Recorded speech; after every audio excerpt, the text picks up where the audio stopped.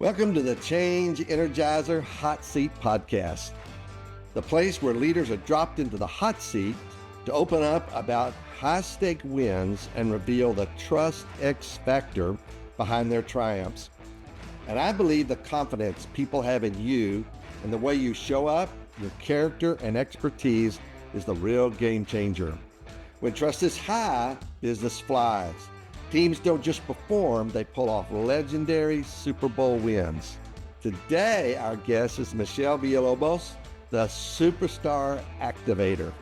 You call Michelle when you want to monetize your genius and create steady recurring income from the group coaching model. So welcome to the show. It's good to have everybody here today. And Michelle, man, I'm so glad that you agreed to come on the podcast today. Thank you. Oh, it's my pleasure. How could I say no to you, Scott? It's great to have you here. And you were just a huge impact on me. I think we had about a 3-year history together. And your model is great.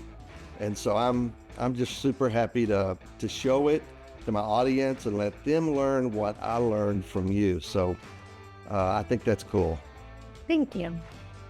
So Michelle, we all know that every one of your clients, prospects, and decision makers are silently asking you a series of trust-based questions before they ever sign the deal. They may not say it out loud, but they're scanning for signals, looking for proof that you're somebody they can rely on, collaborate with, and work alongside. And that's exactly why I created the Trust Credit Score, a framework built around the 5 key signals of trust. Your vibe, your agenda and motives.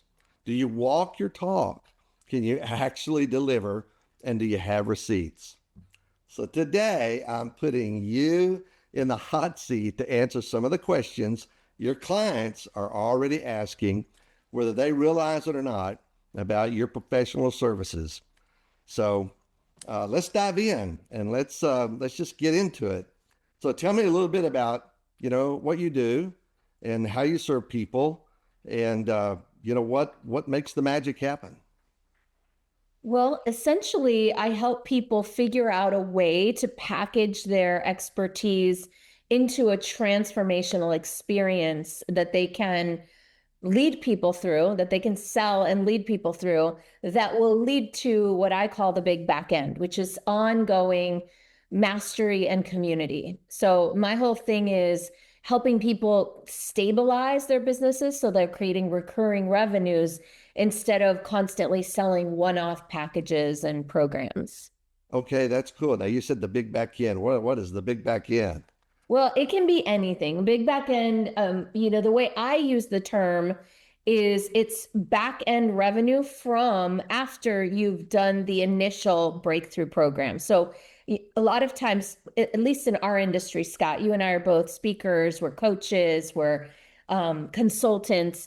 Back when I was starting my business, I did a lot of one-off, like one-time workshops or 3-time workshops or 3-month gigs, which meant I was constantly having to sell and market again and again and again. And so a big back end, broadly speaking, is a situation where you sell something and you have a contract for a year or more. So it's a longer term offering. It's something that lengthens your revenue horizon so you know what money is coming in down the line. Oh, I love that. I mean, that's like you just said, it's security, it's steady, it's regular. And I love that very, very much. Okay, well, let me ask you a few questions that I think your clients, and of course I was your client, but your other clients are asking. And, one of those is, how do you help people turn their personal story or expertise into a treat that actually sells out and people show up in? Well, essentially, everything starts, I believe, with what results have you created? So this aligns beautifully with your trust concept, which is, the fact, are you walking your talk? So I help people. A lot of times people have this idea, hey, I want to do a retreat about X or a program about Y.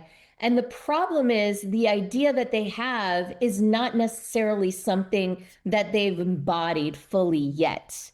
And so I think the work starts with, what have you fully done, embodied, succeeded at that other people want? What results have you created that you absolutely feel confident you can help other people create? So it really starts with defining the value proposition.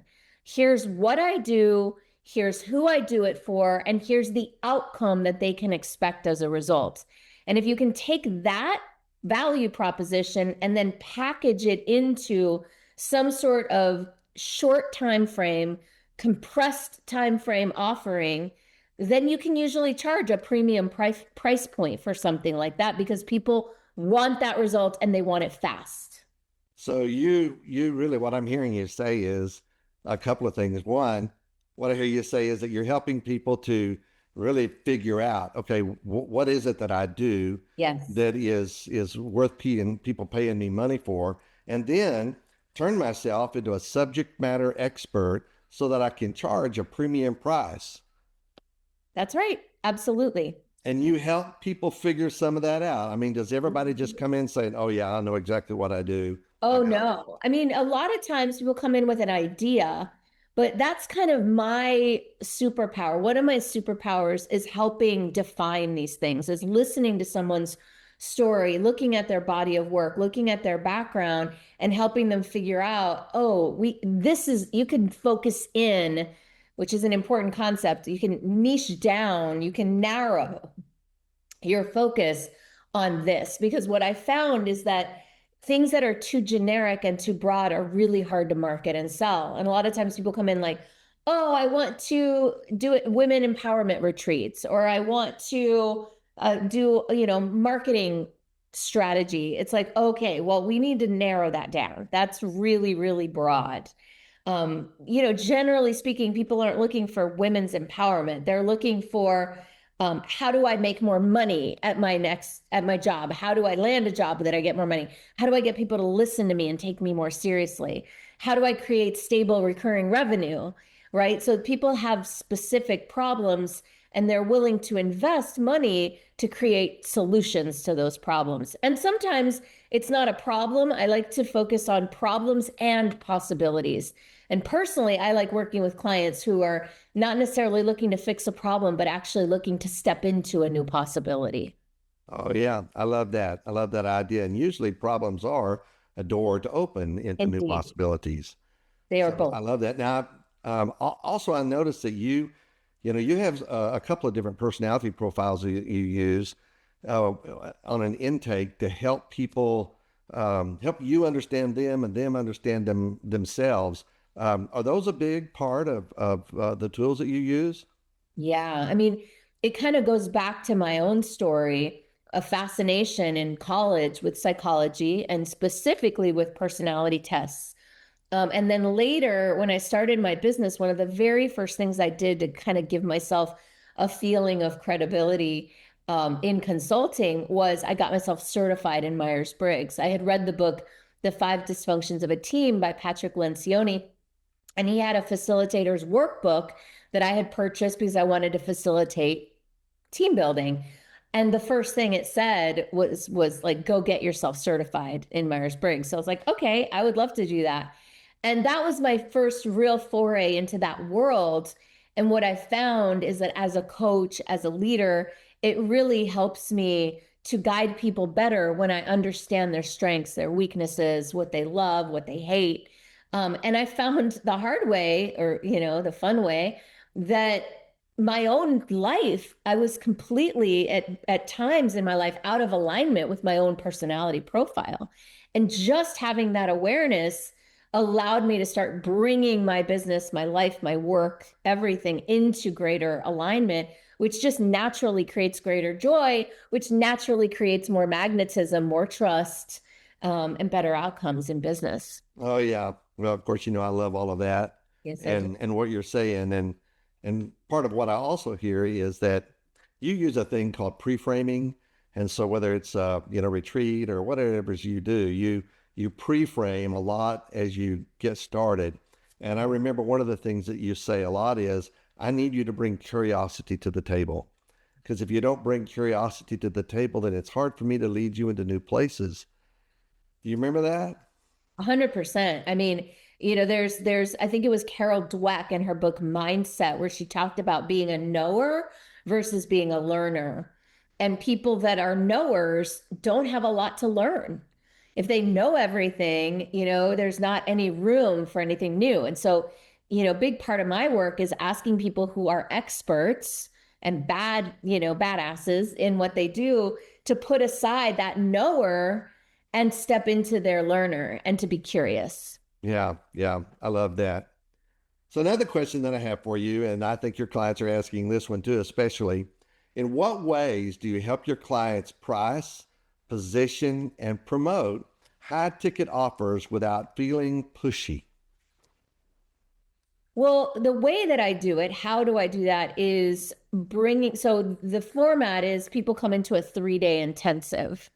And in that 3-day intensive, one of the first things I do is show them other people in their space who are selling and promoting and enrolling people into programs like this. So they can start to get a sense of, well, this is what so and so is doing, and looking at models, looking at leaders, so that they can open up their possibility. Another thing we do is do projections, calculations, like actual spreadsheets with numbers, so they can start to see how the numbers add up and get a little bit excited, like, oh, wow, maybe I could create results like that. So like you said, I like to pre-frame these things, sort of set the foundation before we start talking about, okay, what could you charge? And then a big part of how we get there is kind of helping people stretch into higher levels, but also to own the level that they're at and to really, set pricing based on the value that they deliver, not the amount of time it takes, not the cost aspect of it, but truly base it on value. And at the same time, pick something that they feel really good about, that they can very much stand in the value of and not feel like they're overcharging people. So it's a dance. It's more of an art than a science. Yeah, I love that too. And I love some of the worksheets that you took us through, and Excel sheets to the Oh, yeah. formulas to understand how things add up, compound, and how they work. I think that's cool. It also, something it did for me personally was it also made me take a real hard look at my target market and who I was going after and what their availability or their affordability was. And that was a big decision for me because when I upgraded uh, my target market and my peer group, then I upgraded my income as well. Woo! That's exactly right. And that's why such a fundamental part of the work we do in the 3-day that you experienced a few times is who's your audience, right? And if you're finding yourself saying, well, my audience wouldn't pay, blah, blah, blah, it's like, well, let's talk about a different audience then, right?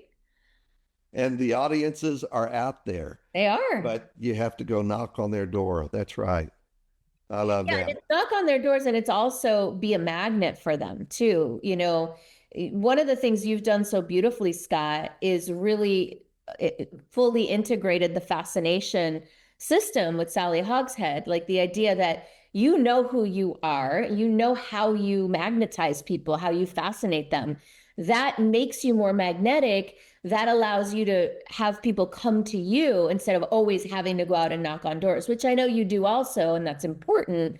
But you also put yourself in situations and and step into full expression when you're in those situations so people come to you.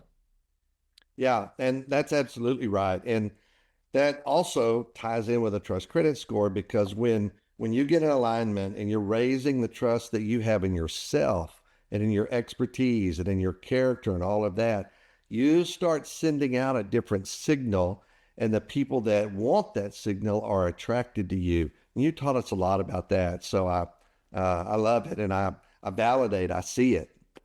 Yeah, and the part about not feeling pushy, like, so I developed something. I mean, I should say I learned something and then adapted it, which I now call sales as service, which is a method of presenting and selling and enrolling that's just not pushy, because it's based on the idea that before you even get in a conversation about sales, you've already decided two things that are seeming opposite. Number one, you're going to show up fully and completely and serve this person at the best of your abilities. And if it's a fit, you're going to enroll them.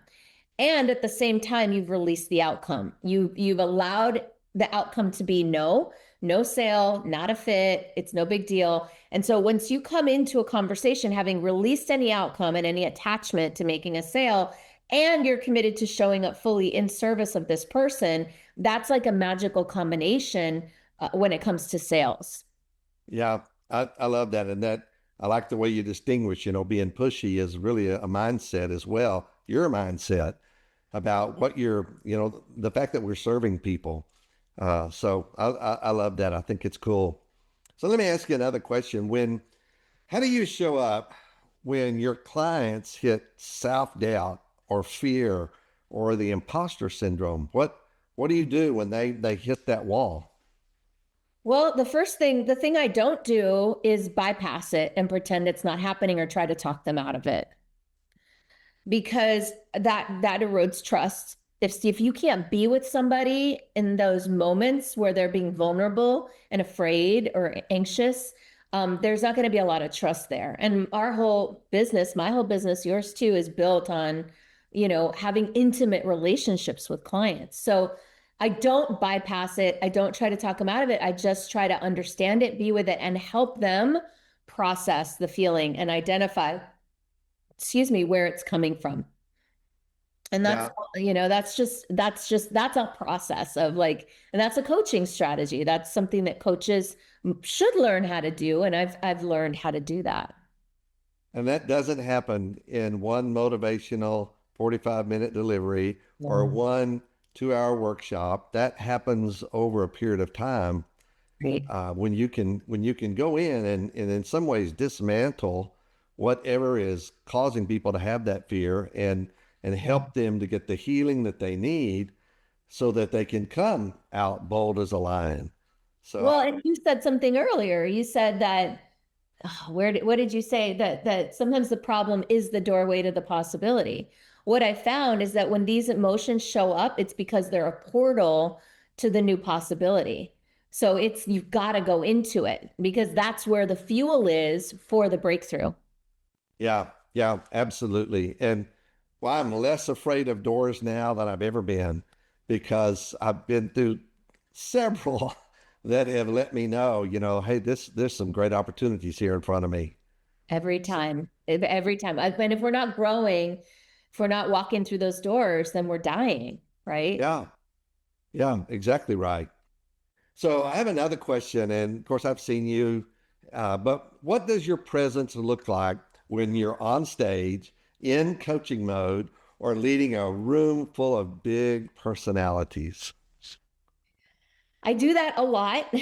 All my clients are big personalities, are leaders. You know, I hope that I show up. I think I hope that I show up, and I've gotten the feedback that I show up very um, good vibes, good energy, confident, loving.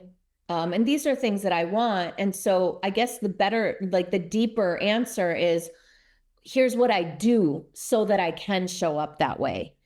I feel like I always say, and this, it's on my little screen back here, energy to outcomes, energy precedes outcomes. And that means that we get to cultivate the frequencies that we bring to every experience. There's a way of being that I've experienced that I used to have, which was that I would just show up in my default state. Like how I'm feeling is how I show up. If I'm feeling angry, you might feel a little bit of anger underneath the surface. And if I'm frustrated, and you're driving past me, you might get the finger. And so, the way I showed up on stage obviously was more, intentional than that. But my belief now is that if I've got anger and frustration running through my system, it's coming out somehow, even if I think I'm hiding it. And I think that's true for all of us. And so the work is not to hide it better. The work is to, number one, my favorite paradox, feel the feelings you have and cultivate the feelings you want. So what I do is, number one, when I notice, and this is part of the work, is to notice what's there. Oh, I'm feeling irritated. I'm feeling I'm feeling bored. I'm feeling anxious. Like, and just even noticing what I'm feeling, letting myself feel that, processing those feelings, naming them, and then making space to feel them. And on the flip side of that is on a daily basis, cultivating the feelings that I want, the frequencies. So, love is a baseline frequency that I cultivate every day. How do I do that? In a morning meditation. Every morning, I practice heart opening. I practice breathing through my heart. I practice a heart coherence technique developed by the Heart Math Institute. Every morning, I'm doing some sort of meditation that's designed to help me cultivate the ways of being that I intend to show up with. Is it perfect? No, the other feelings still show up, and they're showing up now with the foundation of having done the work every day for, months and years on end. Yeah, yeah. Thank you for saying that. And audience, I'm fixing to reveal something that she does that is really incredible. She does it all through her stuff, and that is meditation. And there's a lot of times that Michelle, when you're ready to start something, you'll say, okay, feet flat on the ground, take a big deep breath, close your eyes, let's become centered, and let's become fully present. And in some of those meditations, you have just really helped us walk through, um, I don't want to say casting aside those things, but dealing with those things and getting them in their proper perspective, and at the same time recognizing we are responsible not for what happens to us, but how we take it. And then the attitude we show up with, that's up to us. So I love that. I think that's a huge part of what you do. Thank you. Thank you for witnessing that and for sharing it. You're welcome. So can you describe a client who went from burnout to breakthrough with real income to show for it? Yeah. Well, right now, I'm working with an amazing client, a private client, and he came in with a thriving private practice, um, Chinese medicine, chiropractic, just serving people, but one-on-one. And his foundational package that he'd gotten really good at selling was, beautiful. It was energy rich, and it limited his expansion because it was limited by the number of hours that he was willing to spend sitting at a desk on Zoom leading appointments, or in person sometimes. So, but he had a really fantastic value proposition to help people have massive breakthroughs in their health and their healing and their well-being, all of that.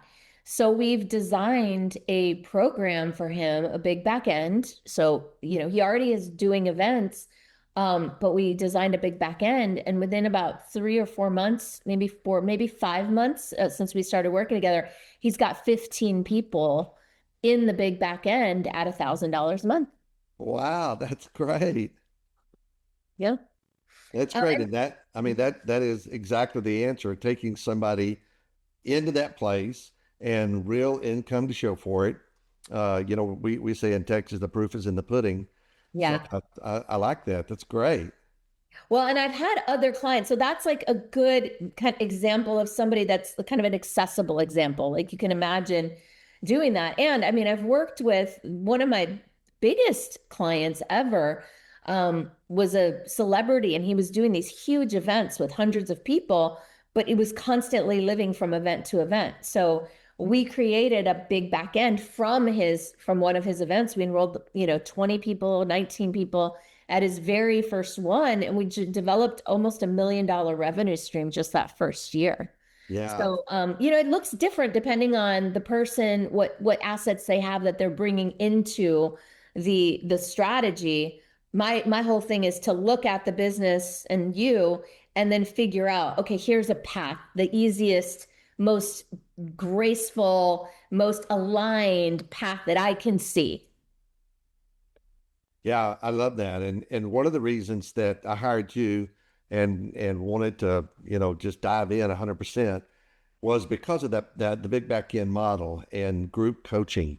And I had done independent coaching for years, and you have 15 clients at once and you're one off each one, and it's exhausting.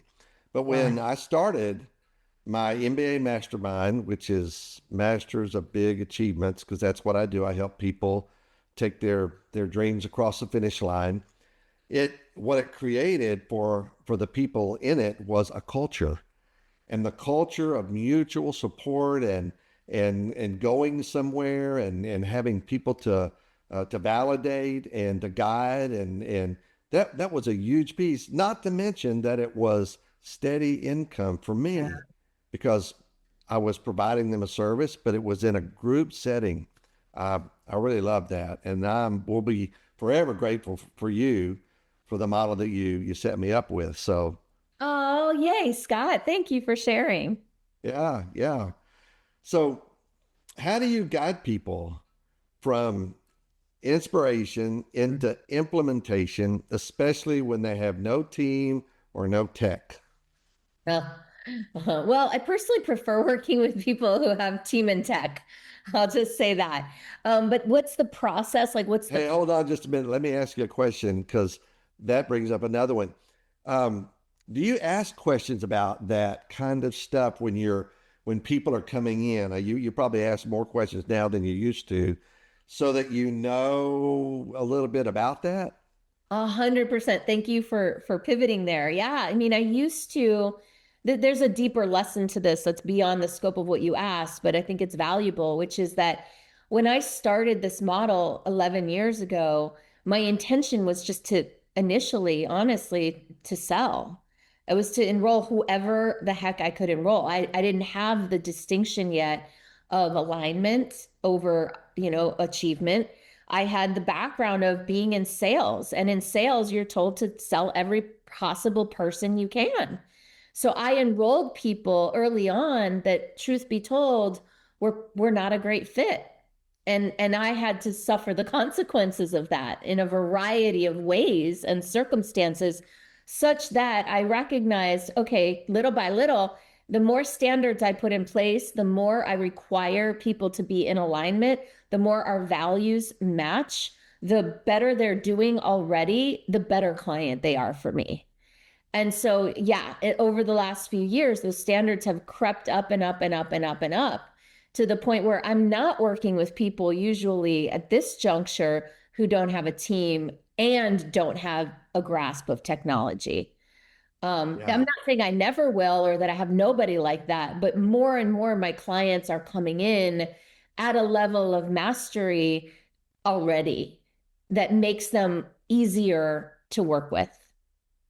Yeah, there are just some things that are um, once people have achieved a certain level and they're an income level or an experience level, like you were saying at the very first, you've figured out where you're gifted and specifically what you do that helps the market and but when people have hit some places, then it's easier for you to take them to the next level Right. or even more.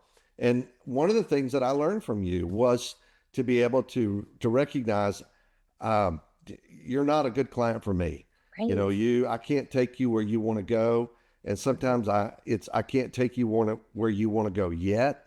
But when Yeah. you hit some of these levels, then come Right. back. And Indeed. when you come back, then we can take you there. But right now, I'm not the right person for you. And it's such a big relief to be able to say that and Yeah. not bring somebody in and go, oh my God, what am I going to do with Uh-huh. this? Right. And it almost never works. Indeed. Exactly.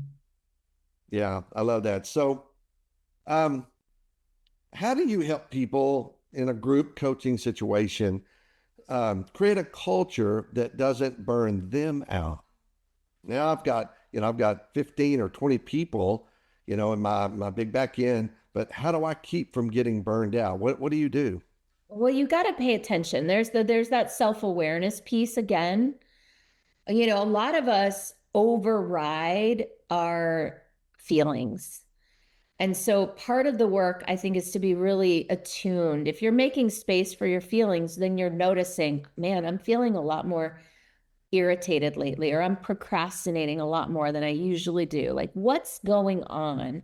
So, having that relationship with your own self, where you're making space for the fine tuning, that allows you to make changes. Like, so, and the way that I do that, Scott, as you well know, is very much on a seasonal basis. So I'm aware that I can have a tendency to blow things up from moment to moment just because I'm bored or I'm tired or I'm, exhausted and I just like, to hell with this, I'm done. Right. Like that's a way of being that I have had in the past. And so now I'm much more intentional about recognizing that the spring is the best time to make big structural changes. The summer is a great time to roll out new messaging and new expression in the world. The winter is a great time to slow down and check in and think deeply about what do I really want and clarify my own dream and my own vision. And so when I'm in the thick of things and not enjoying things, and what I can also say is, oh, it's November or December now. Like this is a great time to slow down and start thinking about how I want things to be different next year. And so that's one way that I've evolved myself and that I think, taught other people to evolve is to like do it intentionally rather than being jerked around by circumstances, which is a way of being that a lot of us, can relate to, I think. Yeah, I think that is really smart. And of course, in the 3 years that we were together, you modeled that and we recognized it. And it again, that is also relief. It's like in, some seasons my nose is to the grindstone and we're just, chunking it out. But then other times it's time to pull back and Yes. just, look around. What's changed? What's new? And Yeah. I love the way that you do that, not week by week, but in seasons. So it's big chunks and we can shift and get awareness, or we can become very focused. And so I think that's good. That does keep people from burning out. Burnout Yeah. often happens because we're too intense on something for too long and we become crispy critters. Yeah, and we don't see like if we don't trust ourselves to evolve with the cycles intentionally, we can fall into a pattern where we have to like suffer and blow things up in order to make change. But if we know, okay, I'm feeling overwhelmed this like right now. Okay, so let me in this next cycle, this is the things I'm going to change. And so by having those automatic or scheduled or seasonal shifts and check-ins, you can start to do it in a way that also aligns with nature so that you're not fighting the reality of the fact that there are seasons in the world and there's an energetic that we can ride for each season. Yes, absolutely. And one of the things that also raises your trust credit score with me and with others is that you didn't just make this up. These are things that you've studied and you've watched and you've seen and you recognize the patterns. It doesn't take a rocket scientist to figure out now that, in the fall, the leaves change colors. Some of the leaves start falling off and, the Mhm. sap drops down into the roots and things change. And you have, through your study and all that you do, you have come to recognize the seasons that we go through. And what I appreciate about what you do is that you tell us that. We may not recognize it. It's fall. Okay. Oh, it's the season. All Yeah. right. It's okay that things are falling Right. off and I'm letting go. It's normal. So that's something that personally I appreciate about you, that you recognize things I didn't recognize. I love Right. that. Oh, thank you. Well, that's the beauty of having coaches and transformation team, what I call crew, right? Your crew, which are the people that you trust to row in the same direction with you, right? And I again, this is a distinction that I did not have 15 years ago. I kept trying to like enroll my parents in being my crew, and I would tell them about all these amazing ideas of things I wanted to do without really getting that they were never going to be the people to encourage me to take big risks. They were always going to be the people that would be like, are you sure that's a good idea? That sounds really risky. And it's not because there's anything wrong with them, but the fact that I was trying to make them play that role on my crew that they were just not equipped to make. That's not who they are. That's not their story about the world or life. And so Yeah. being super intentional about who you put in your crew and keeping the people who are not, going to be supportive, like keeping them, they can love you, they can be in your world, but you can keep them at arm's distance in certain ways. So like my parents, the decision I made back in like New Year's, I don't know, 10 years ago was I'm no longer going to tell them about my plans. I'm just going to tell them about what I've done. And Yeah. every time we talk is going to be like, check it out. Look what I did. Look what I completed. And it's so funny because literally within months of me making that New Year's resolution, my mom started carrying my business card in her purse and showing it off to people. Oh, way to go. Right. So now she was on my crew, Yeah. but in a different way than I had tried to make her be. Now she's my cheerleader. Now she's like a promotion, she's talking about me in the world. So it's like part of that is also like let people be who they are. Yeah. Yeah, absolutely. I love that. I think that's, of course, you hear me keep saying that. I love that. I just, that's why you were my coach for 3 years because I, resonate with what you do and, it's the same vibe and I love that. So another question, and, as we start to wrap it up here, how do you model trust, consistency, and transformation in yourself and your own business? How do I model? I mean, I think that that is the key, right? It's to be a coach is to embody your own message. And honestly, I think it's the biggest thing that the biggest blind spot among many coaches that they get something here in the brain and the mind conceptually, but they are not yet fully living it. And I feel that that's the work is to become hyper attuned to all the ways that you are not yet fully living your own message. And Yeah. like, how do I do that? I do that by having coaches who are honest with me and people in my life who reflect back to me truth, which is not easy to find. I mean, trust and truth are the same root word, right? Yeah. Trust people because we, on some level, know them to be truthful. And truth telling is hard to get from people. People will, try to make you feel good, or they won't know how to tell you the truth in a loving way. So I guess what your question will come back to, how do I model it? It's number one, being open to people reflecting back to me truths, even uncomfortable ones. And number two, being willing to speak truth supported by love to other people, to clients in particular. Yeah. Well, as you're talking, I'm listening and thinking about how you model trust, consistency, Thank you. and Yeah. transformation. And, when I think about how you model trust, well, you're trustworthy and we share things with you and we can trust you that you have our best interest in heart. And you have a high trust credit score in a lot of areas.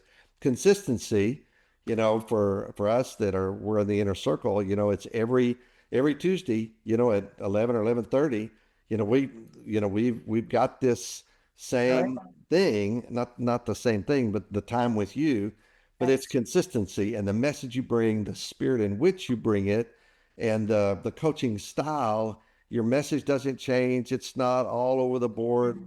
One month we're doing one way and another month a different way. It's not that. It's very consistent. We can depend on what's coming at us and what we're going to be involved in. And then transformation, it's cool just having been with you for those 3 years. I watched transformation in you and things that you were allowing to happen in you and you talked to us about. And when you shared the transformations that you go through, in your business and your recognition of your giftedness and other things, then it gave us permission to follow that transformation and say, okay, I want transformation too. She's doing it. I want it. And so it kept you real relevant and, in the moment. I think that is really cool. Thank you for that reflection. I appreciate it. Sometimes we can't see ourselves, obviously. We can't see ourselves from the outside. So it's helpful to hear your. Oh yeah, you have a quote that I use. I use it all the time. It's great. And that is, you can't read the message on the bottle from the inside. That's right. Yep. And so, Can't see the label of the jar you're in. yeah, that's it. That's it. Well, one of the things that, and I'll finish up with this. One of the things that I know about you and about what makes somebody successful is the team that you have. And so you're not just a solo person all by yourself. You're the face, the superstar activator, but you have an elite high trust team. So tell me a little bit about the different people on your team or positions, or whether it's branding, a retreat producer, or marketing, or enrollment coach, or whatever. Tell me a little bit about that and the team Yeah. that you depend on. Well, the core coaches that support our community, and there are really two types of coaches in addition to me. So I focus on strategy, creativity, the innovation and the insight and alignment piece for people, like how to align who you are with what you're doing in a very strategic way. And what I found the hard way was that if people ran into mindset issues that were deep seated, like back in their childhood or trauma, I didn't have what it took to deal with that. So I brought in mindset coaches, and they are both incredible women, extremely well trained in psychosynthesis work, which is all about integration. It's body, mind, soul integration. A lot of shadow work, somatic work. They're amazing. So they help people bust through like the entrenched maladaptive patterns. The second type of coach that I brought in was because I found that I didn't love the checking off the boxes of like, did you do what you said you were going to do last week? And so we brought in accountability coaches, which we then upgraded. We call them now performance coaches, high performance coaches, because there needs to be, not needs to be, it's helpful for people trying new things to have accountability to stay committed to those things, because it's very easy to say you're going to do something new and then just not do it. So accountability coaches. Then the beauty is with this community that we've built, now inside the community, there are experts in a lot of different areas. We've got someone who's an expert in branding and websites. And so she adds value. She gives, support to our people. We've got an expert in email marketing. We've got just like people in different areas that contribute and volunteer to add value. And then behind the scenes, I've got an amazing assistant. I've actually got two now. I have my amazing assistant is actually moving into a community manager role with Influencer Circle. Oh, Like a good. concierge. Miranda's like a concierge, helping people get what they need and making sure that things are running smoothly for the community. And then I have an admin support person. And then on top of that, I have coaches. I have coaches in pretty much every aspect of my life where I want improvement. I have spiritual support. I have health and fitness support. And then I also have an operations person that helps with like the glue, the standard operating procedures, the systems and structures and financial systems to keep everything running. Yeah, to me, that's really important because as people see that you have a team that services things that you're not an expert in, you're not particularly gifted in necessarily, Yeah. or maybe you are, but this is something that they can handle because you want to focus on other things that you Right. can do.